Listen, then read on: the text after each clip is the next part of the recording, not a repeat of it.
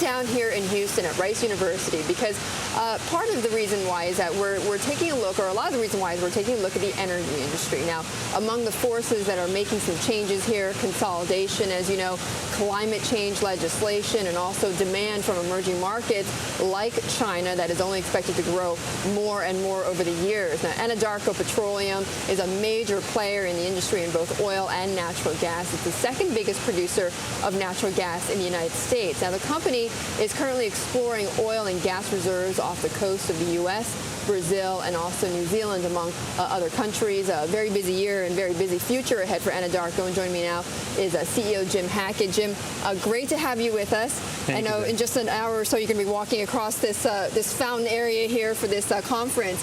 Now, part of what you're going to be talking about is the energy debate, right, in Washington. Right. And you're not completely happy with what's going on in D.C., right? I think that would be an understatement. I know you don't like climate change legislation as it stands right now. Right. So what does the energy industry have to do this year to change this whole image and this whole debate going on in Washington? I think we need to continue to educate the public and our legislators about the advantages of natural gas. We've got an unbelievable opportunity in this country, given the new shale resources that we've unlocked in the United States and increasingly up in Canada, to actually have a domestically sourced fuel that can run. You've unlocked just some recently, right? I mean, you announced this in the last quarter, right? Absolutely. In terms of the Mitsui deal we did up in the Marcellus Shale in Pennsylvania and New York. But the key is that we've got to get less dependent on foreign oil. And one way to do that is use natural gas in heavy-duty fleet vehicles. Another answer for this country is to forget climate change and talk about carbon. If you want a lower carbon content in the atmosphere, which I think most people want, there are answers in this country.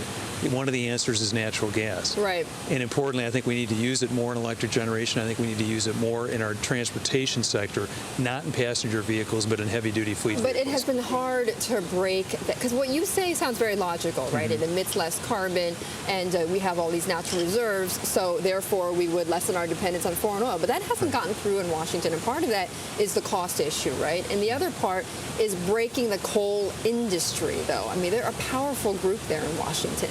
Well, they've been lobbying for 100 years. We've been doing it for 1 year, so we've got a little bit of catch-up to do. But I think the important thing is to remember the affordability side of it, as you mentioned. A lot of the alternatives that are being proposed for you and me are not affordable. They have to be subsidized for an eternity. Solar has been around for 30 years when I first started in the business, and it's still being subsidized today. Natural gas doesn't need subsidies. We actually think that it will trade somewhere between $5 and $8 a decatherm for the foreseeable future. That's equivalent to about $30 to $48 for a barrel of crude oil. That translates into less than $2.50 a gallon for a long, long time at the very high end. But fair to say the utilities are reluctant to use natural gas in some ways because the price is so volatile. So how can you help stabilize those prices then? Well, the way we stabilize the prices is to start educating them about the future as opposed to the past, because the past is where prices went up high. Right. Look at the winter we've had. It's a very cold winter.